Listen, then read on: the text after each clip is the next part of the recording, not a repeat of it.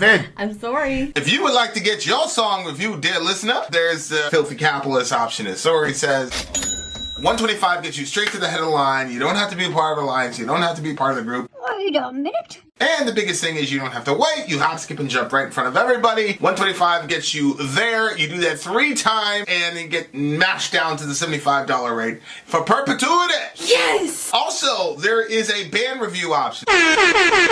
So if you've got a band and you're trying to get your band some exposure, hit me up at vinsori@gmail.com, and I'll show you the details about how to pull that off. You can also jump on Patreon, and there is a option on the tiers to be able to get your band reviewed. Yep. Obviously, we can't lie to you, so we can't guarantee a positive review.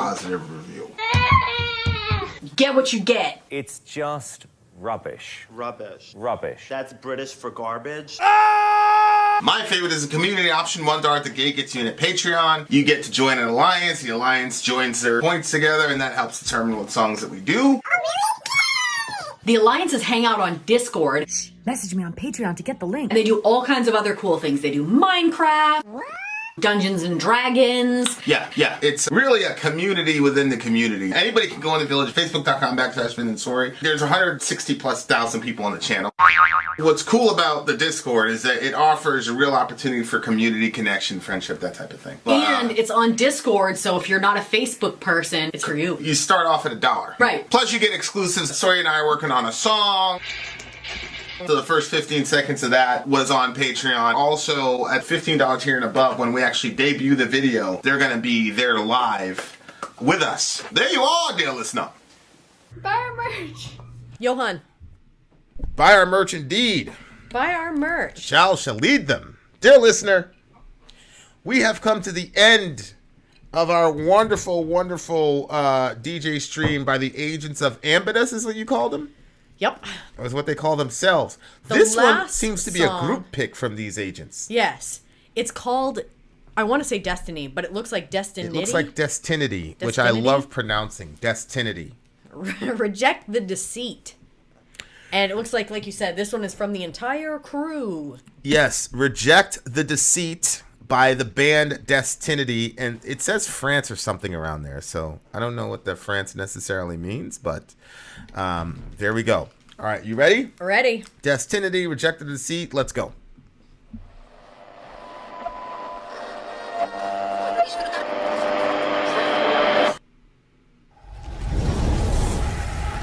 Oh man, make this bigger. Huh? Oh, it's there. Hey, that's a cool intro.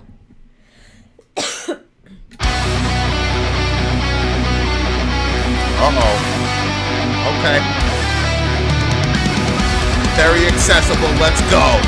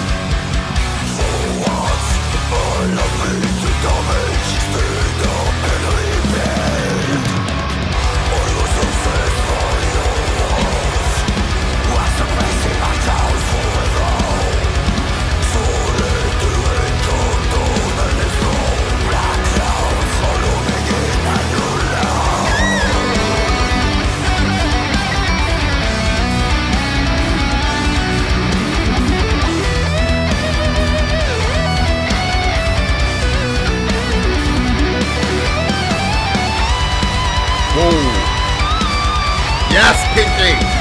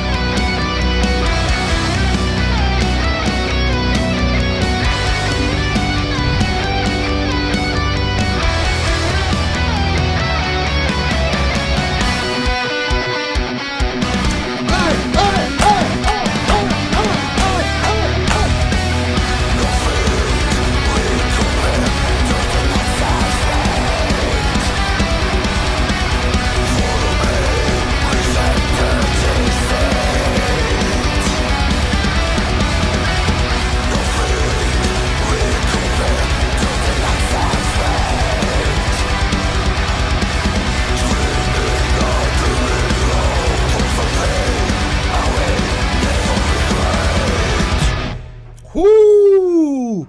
I was watching the video. Yeah, the music video. The official music video. It's like creepy when that thing put its hands around. It was that was the Egyptian guy, right? Oh, He's a bad. He's a guy. the Death guy. The death guy. He's taking you down. Oh, what's that thing called? I forgot. I don't think it's Thoth, is it? That's the other set. All right, let's go up. No, that's not Anubis. Anubis is the. Oh, I would have said it was Anubis. Nah, Anubis is the other one, right? He didn't have a beak, does he? Is it Anubis? I'm not sure. Yeah, it's Anubis.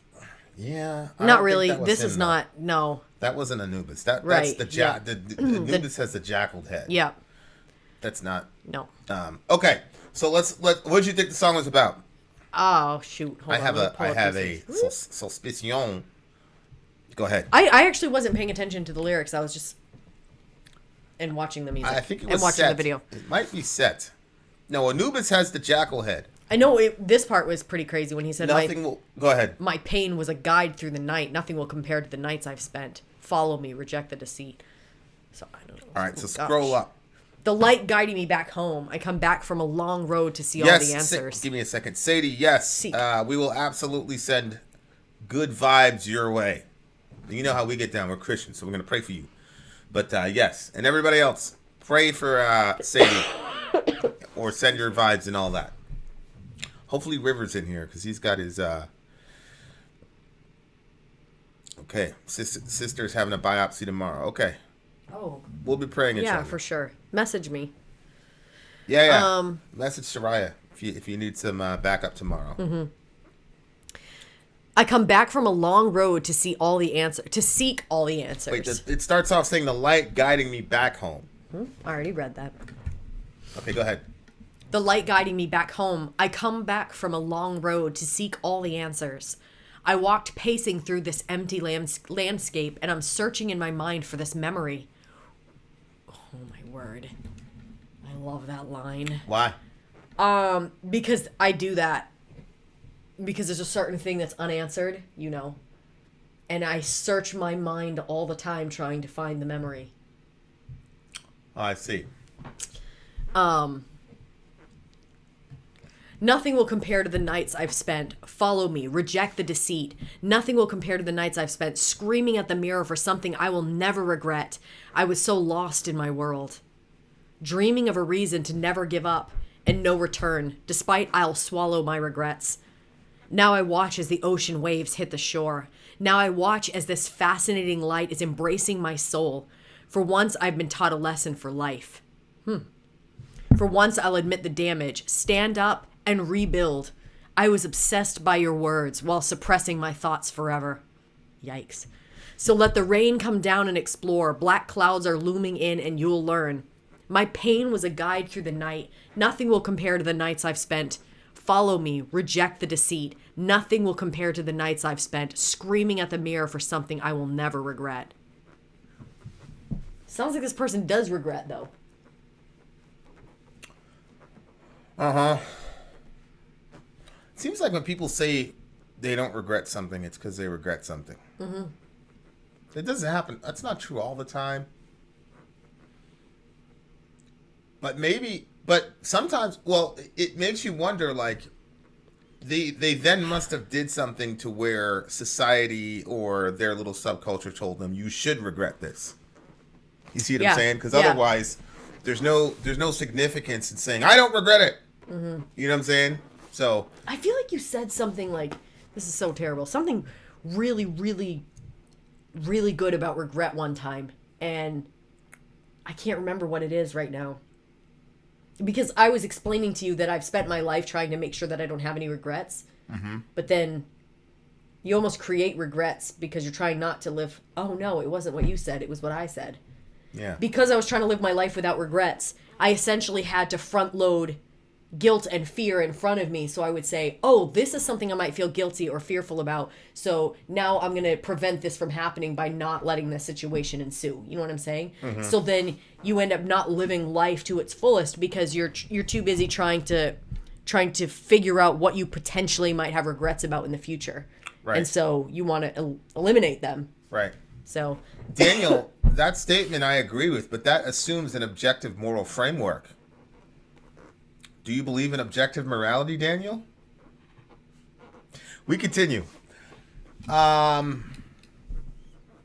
scroll up again. I cannot stand these freaking commercials. I know, and they take up so much space and you can't move them. I come back from a long road to seek all the answers. I walk pacing through this empty landscape. I'm still searching in my mind for this memory. It's funny because Pakistani Phil was saying this song is about partying and drinking. That's funny. Which is, it's possible. It's possible. Later, Phil. I hope that ends up good. I walk pacing through this empty landscape. I'm still searching in my mind for this memory. Nothing will compare to the nights I spent screaming at the mirror for something I will never regret. So I was so lost in my world. Why does a person scream in a mirror though? They're confronting themselves. Yeah, it's like it's you're confronting yourself and you're screaming at yourself. Is it possible to do something wrong and not regret it? Yeah. Absolutely. I think if you, that's one of the things that I'm trying to teach our family actually. Like in this whole situation, you know, we had a kid and he messed up on something because he was focused on something else. Mm-hmm. And like when the confrontation happens, there's like all this, I'm going to put all this stuff in the way so that I don't have to feel bad about myself. Mm-hmm. What regret is more a past-oriented emotion, I think. It's almost exclusively a past-oriented emotion. Yes. Where most of the time when I do something wrong, I'm just trying to solve the problem. I'm trying to figure out how that happened. That's what you always say. I have not been able to adopt that philosophy. And then, but I feel like there's so much. I have to be so conscious of it. Otherwise, it doesn't go that way. But it looks like it's just natural for you to just. That was a mistake. Well, I reason like, look, if all my sins are taken care of, then what's the point of sitting there beating myself up over it? Jesus, you know what happened? I watched The Passion of the Christ the first time I watched it, and it just popped into my head like, if God isn't satisfied with that, then you beating yourself up is not going to beat that. Yeah, I think that you were bad enough in your life where you had to be like, okay, I mean, there either has to be forgiveness for this or there's not. There's always a built-in excuse with you. For me, I think for me, If you were so let me bad, finish. Let if me you were finish. bad enough, let then me you'd get finish. That my do bad. That my bad. You're not letting me finish. Go that ahead. my bad is not like it wasn't. It wasn't societally said it was bad, and so I was able to think that I was good, That's even though I completely was untrue. bad. You did a lot of things that were bad according to society that if you told people, they'd say, holy shit, you're horrible. Well, maybe then my bad wasn't out in public. It's just you don't believe the gospel. It's not that like I have done enough bad to where, because when I saw that movie, I hadn't even done anything real yet. So it's What not movie? What? The Passion of the Christ. Passion of the Christ came out. I mean, I was like 19, 20 years old. I hadn't even done any real dirt yet. Any real, like the shit that are, you know. Yeah, but I thought you said from the time you were a PTSD. kid, you always felt like you were doing bad stuff. No, I always felt like the bad kid. And if I were to ask you in your household who was the bad kid, who would you have said was the bad kid growing up? in your Yeah, they household? would have said that I was bad, but I would have said, no, I'm not. They're misjudging me. Yeah. I never had a bad view of No, myself. I just think that you don't have that opinion because you don't believe the gospel very much. I don't think it's because I believe it because you're you know, I did truly bad things and you truly did. Because again, by the time you were 15, you had done things that I've never done that were pretty terrible. Yeah. Yeah, but maybe because... So that's not the all I'm saying is that's not the reason. That's not the reason why. That's all I'm saying. That's not the reason. I mean, shoot, John the Beloved, he never did anything like Paul, but he got he got it. Right? He got it. Mm-hmm. So that I'm taking away all of your excuses for your own good. It's just that you're not looking at the cross in the same way that I'm looking at the cross is the issue. So because of that, Yeah, but I'm saying I was never pushed to look at the cross like that because I didn't think I was that bad. right, and that's just an excuse that you have, because that's not true. Because if you actually would have applied, sweetheart, there was a lot of it did your ego very well to believe that you were above everybody, and you enjoyed that. And I think if you were to explore that, you'd have a lot more utility than saying, "Oh, it's because I wasn't so." Even that in itself. Oh, it's because I wasn't so bad. That's why. And where is that a requirement in the Bible? You don't have to be required to feel horrible about yourself to believe the gospel. No, there's that verse that says like, it's not to whom much is given, much is required. Oh, he who is forgiven much is thankful much. Yeah, what do you think Jesus meant by that? Do you think that that he was saying to the Pharisee, "You're a really good guy, and that's why you don't love me"? No, I think he was telling the Pharisee that the Pharisee didn't recognize. Well, first of all, I don't know if even the Pharisee was even forgiven, but the Pharisee, I don't even think thought he had a need for forgiveness because he already thought that he was a good person. Literally, what I'm just saying right now. Did he think he was a good person? Did Jesus say that the Pharisees really thought they were good people? Oh, that I don't know. He says, externally you're XYZ, inwardly you're what? Ravening wolves? I don't know. He says you're full of all types of immorality, you're full of dead men's bones. So the whole thing was a front. That's the entire reason religious people Yeah, front. but honey, I don't think that all religious people think that they're putting up a front. I'm telling you, from my perspective, I did not think that I really thought I was a better person than everybody else. Yeah, but that's not, honey. You did not. I'm speaking in code here, just for you, but you didn't. What do you mean I didn't? I told you that I didn't? I'm telling you that regardless of whatever things I've done or didn't do in my lifetime, I still perceived myself as Honey, a very good person, better than the majority. I did. That's what I'm saying. That's what I'm saying. You're saying that you carry around this guilt complex because you don't believe the gospel to the degree that I do. But the reason I believe the gospel is because I was so bad I had no choice but to believe it. No, I said I carry around a guilt complex because I wanted to live a life without regrets. Right. And what I'm saying is, and you're saying the reason that you don't believe the gospel to the degree that I do, or that you don't rely on the cross to the degree that I do, is because I was just really, really bad. And I don't have a problem with saying I was really, really bad. What I'm trying to do is take out that scaffold. I would agree. No, stop. I would agree with you to say that when I feel bad, very rarely does the cross help me. Right. And that's because you're carrying around this fiction. But once we get off the camera, I will remind you of some of the things that you did that anybody would have said, hell no, you're not a good person. Not just religious people. Anybody. Yeah, but especially people in our community, they would have said, you what? Yeah, but in that situation, if it was, I would have said, shoot, I forgot what I was going to say.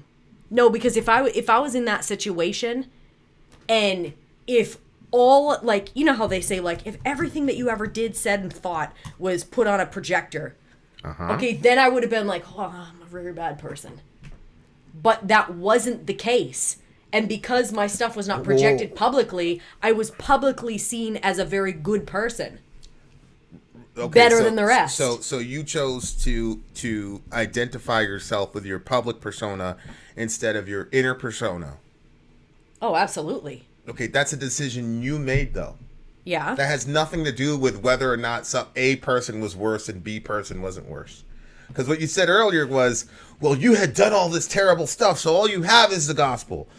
You see what I'm saying? But that's completely different than saying I had an inner persona and an outward persona, and I chose to hang out with I chose to say that my outward persona was who I was before God instead of the inward persona, which is the truth, which was that you were not a very, very good person.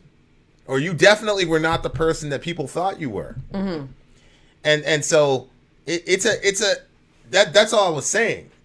And for me, like, for whatever reason, I had the grace where I was like, man, I don't care. Who cares about people's outward opinion of me? I mean, I'll probably never be able to understand that. You know what I'm saying? Like, yeah. And sometimes I think to myself, there's probably something wrong with me, like psychologically, because there's so many people I cannot relate to in that regard. Mm-hmm. But then I have Johan, but then, he kind of does, though, because like in that little interaction we had, like me, I never lied about that stuff. Yeah, but your opinion of him matters a lot to him. And yeah, see. And his interaction with me, because I was like, why? Because I'm frustrated. Why don't you listen? Mm-hmm. Because I tell them when we're working, we can't go down the hallway and pick up the food. You have to deliver it to the room, And right. So I've had this conversation so many times, and there's so many things I have to repeat over and over that it's like. So I think probably I had already keyed him up because I was telling him it's because you were on that media. So, but he cares about our opinions. You know what I mean? Yeah, I didn't care about... Yeah. But you did care about somebody's opinion until that situation happened. Right. That's true. So you were like that. And then yeah. So not for everybody. Godly grief produces a repentance that leads to salvation without regret. Oh, my God. Whereas worldly grief produces death. So, like... It's interesting because in a lot of religious... Well, and I pretty much always have worldly grief. In a lot of religious circles, they gauge a person's repentance by how much they regret it. Mm-hmm. The Bible literally states that if you're walking around with a bunch of regret, then you haven't completely repented. You see what I'm saying? So that's kind of where I'm like, because one of the things that we have to repent of is this idea that we can fix our own problems or that we can make it right, which is where a lot of the regret hides. Like I can't fix anything I did wrong, and I can't punch myself in the eye enough to even that score. So if Jesus getting an eye jammy is not enough for God or for the person, then I'm dead anyway. So that's kind of like my reasoning. It's like, look.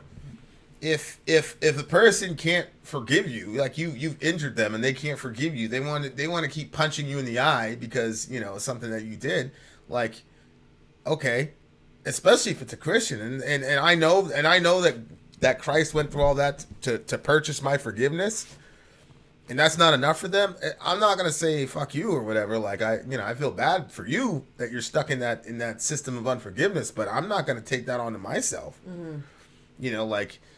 For freedom, Christ has set us free. Don't let anybody hold you down to a blood of slavery. But it seems to me that a more logical explanation is that you come from a very.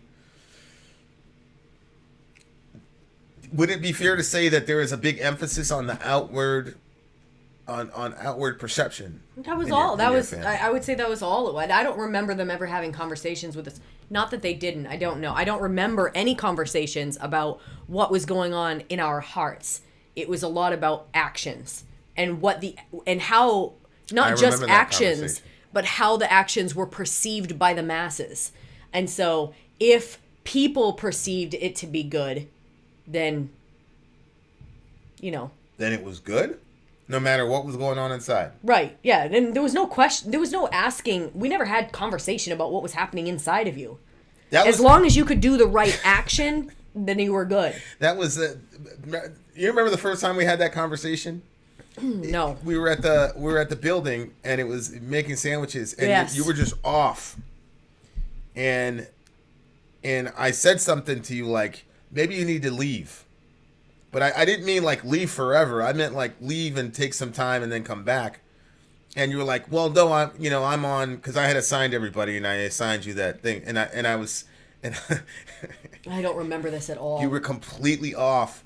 And I was like, well, I got it. Don't worry about it. And you were like, no, because you have to, because I was scheduled to do some other whatever. Mm-hmm. And finally, I just took you to the side. This was before we were together. And I said, your heart is wrong here. And you looked at me like I was from Mars. And I said, you can't be back there right now. I don't remember this at all. You don't remember we had the heart? I said, your heart is off here. And you were like, what are you talking about? You're like, I'm doing the thing. And I'm like, yeah, but your heart is the reason we're doing this is for the people, and you're not loving the people in your heart right now. You're doing the action, but your heart is wrong. And then I had to explain to you that God doesn't just look at the actions, but he looks at the heart behind it. And it's like the first, like I said, okay, so Sayla was like a little kid, like she was like 3. And I said, okay, so let's say Sayla, when you guys have more kids, let's say Sayla, punches her brother or something like that. And then she says, sorry. And you could tell that she doesn't, like, do you think that her and God are squared? And you looked at me like, basically like, yeah, she did the action. I'm like, no, she's not sorry in her heart. She's just saying that because you made her, you threatened her with a groundation or whatever. Mm-hmm. And so like I went and explained how, the scripture says that God looks at the heart.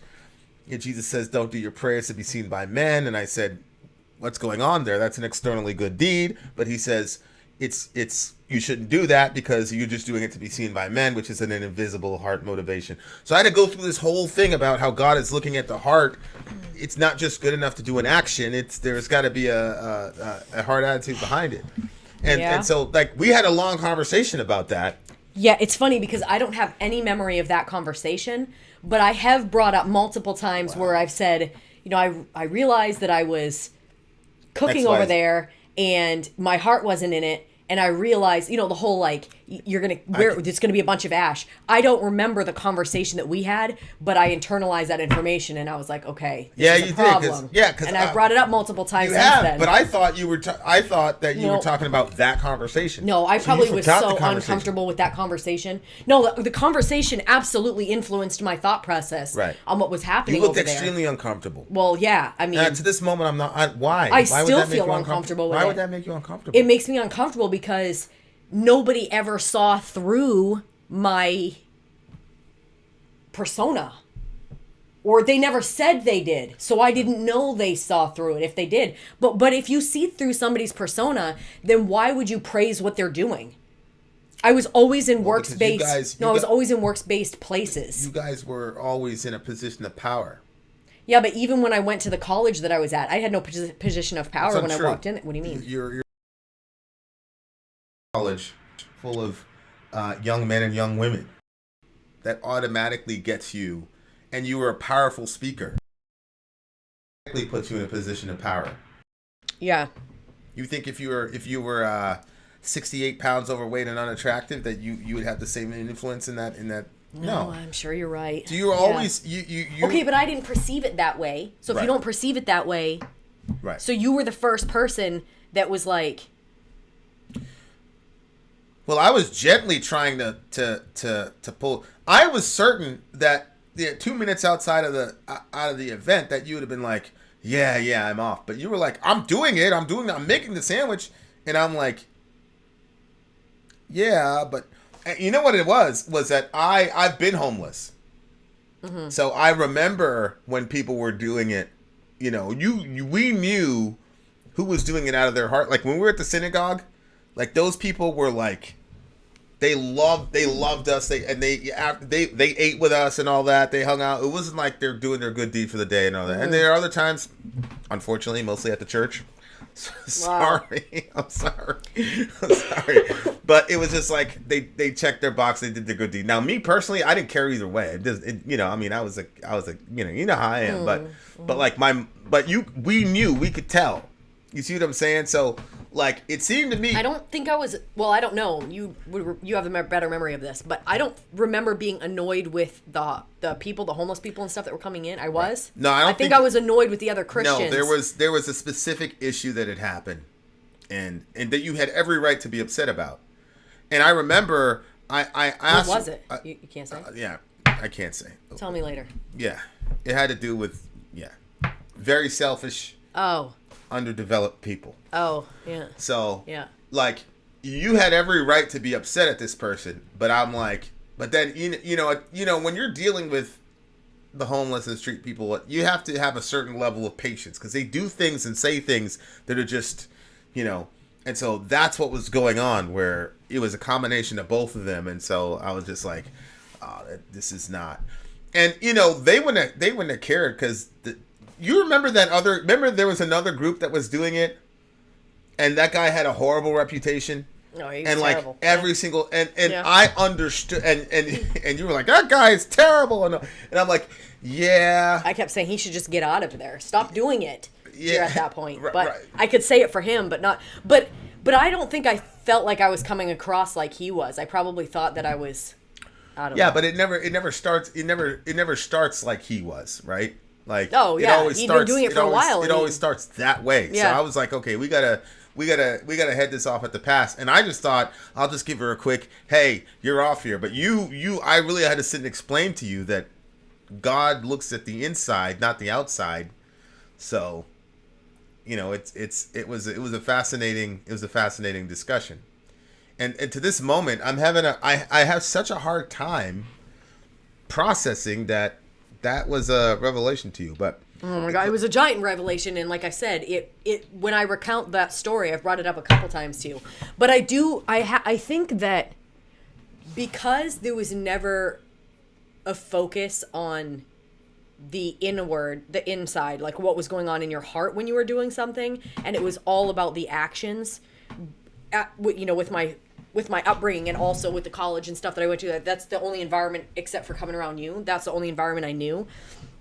Like, even to this moment, sometimes all of a sudden I'll think of like I used to think of all the things that I did, and I used to be like, wow, I did like a lot of things. Like, this is really cool. You know what I mean? And now I look back at all those things and I'm like, did I ever have a good... a lot of times when I do anything, it's not because I wanted to do it. It's because I felt I had to. There's very few things that I can... which leads to a very regretful life. It does. You know, like that's... It does, and I have to stop thinking about it when I start thinking. It's just overwhelming. It's like, oh my God. Like, I did all these things, and you make yourself so tired when you're doing all these things that you feel like you have to do and checking off all these boxes, and it's just run. Yeah, but don't you... But as I always say, nobody is all of anything. So even though your dominant motive may have been to check a box, even within that, I'm sure that there was still a lot of genuine moments between you, God, and the person that you were serving that was real. Yeah. But you tend to essentialize everything. Like everything's all bad or all good. Mm-hmm.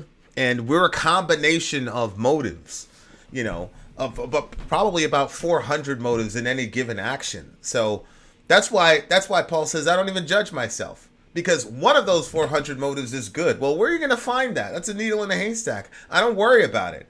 You know what I'm saying? Like, that's the thing. It's like the way to live without regret is just to say, at least for me, right here is, well, God knows me better than anybody. God knows me better than I know myself. He says I'm supposed to love my neighbor. That's why I'm making this sandwich. Now, there are also a bunch of other things. There's, hey, that pretty girl is watching me make that sandwich. Hey, in this little subculture, sandwich making gets you a lot of capital. And there's hundreds of reasons why you drive yourself crazy trying to figure out your one good motives. God knows what the good motive is, and he'll reward me for that later. And the other ones Jesus died for. And you just move on. that's how you do it. You know what I'm saying? Yep. Like no, I don't. I hear. It's so convenient. But it's a very convenient little heuristic where you can never lose. I commend know. it to you. You literally, I think about this. I'm like, friggin', you can never lose, and I'm always losing.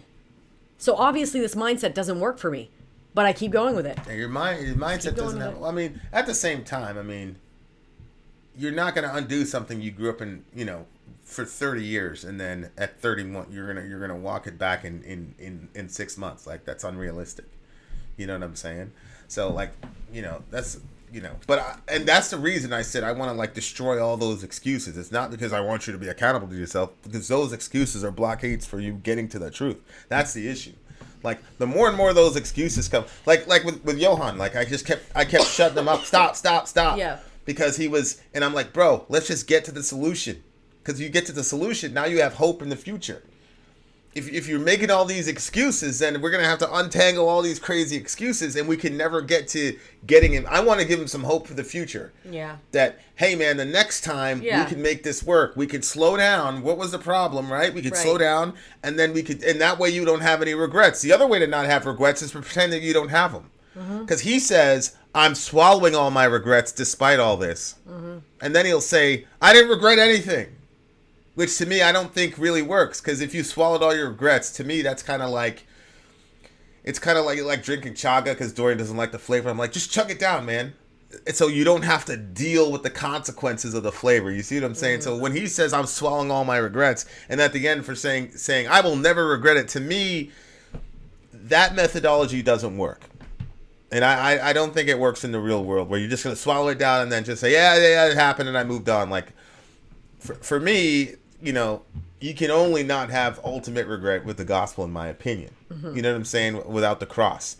And when I think about the brutality of the cross, and then I think to myself, that is simply a metaphor for what was happening spiritually to Christ. I go, it's funny, I'm pretty certain it was God. He said, look, if that's not enough, nothing you can do is enough. And that was it. I was good after that. And that's why, I understand people say, why did it have to be so brutal and horrible and whatever? And that's because if you've ever actually dealt with how horribly we've all treated each other, you would understand why. And everybody wants to believe that, like, all these negative emotions are bad emotions. I don't think they're... I think negative emotions are great emotions insofar as we use them properly. If you use negative emotions properly, they could be your best friend.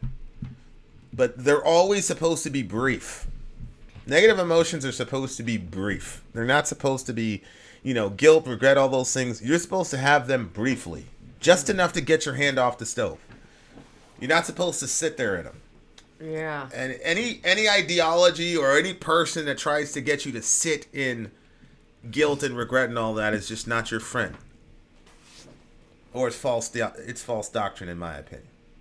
Or bad science. I mean, it's so crazy to me how all these things line up. Scientists will tell you this. Good theologians will tell you this. Little kids will tell you this. Don't dwell on negative shit. But the issue is, how do we do that in the real world when we've done these horrible things to each other? That's the question. That, and if, depending on how old you are, you've created a pattern. And, like, when we hear about that stuff with, like, the mind and the brain and stuff and how that works, and, like, patterns that your mind takes to, like... If you stub your toe and eventually you're like, you don't like take the different routes, you just go to like blowing up every single time. Yeah. Like, you train yourself for that, and then that's all you have. So then it's like, how do you stop doing that? How do you change those mindsets that when something happens that you don't automatically think toward negative thoughts? I mean, I guess it's just one decision after another that makes up a day. Yeah. Or at least that's the only thing that I can think of at this point. Oh, I agree. I agree. All right. Well, it's a it's a good song. That kind of went left. But you know, it's Vin and Sori. What are you gonna do? 4 hours and 31 minutes, guys. You've been with us. Thank you very much. You guys are road warriors. What do you give this song? I'm gonna give this song a solid 9. Oh. Solid 9. What do you give it? You know what happens when the review goes like so in one direction? I can't even remember the song. I know. That's literally what happened. I don't even know what to rate it. Wait a minute. Can you just play the middle of the song a little bit for a second so I can remember what song it was? Play the middle of the song. Yeah, just hit play again so I can hear a little bit. You got lost in your Christo PTSD. I mean, it really... Boy, I tell you what, when people do religion bad, it's really, really bad for people. You can't do it. Well, no, what was the name of the song again? This is the Reject the Deceit. There you go. Reject the Deceit, ladies and gentlemen. Is it here? Yeah. Skip it all the way in the middle. Oh, yeah. Okay. I'm going to go with an 8.99. Okay, so I gave it a 9. She gave it an 8.99. Well, there you are, dear listener. Having said that, the moral of the story is believe the gospel. You're a bad young lady, you're a bad young man. Jesus died for your sins, and he rose from the dead. Do your best to follow him, and we'll all meet at the dinner table, inshallah. There's bread and wine. Somebody said this song was about drinking, so we do have wine. Having said that, best. Vin out. Sorry out. Gone.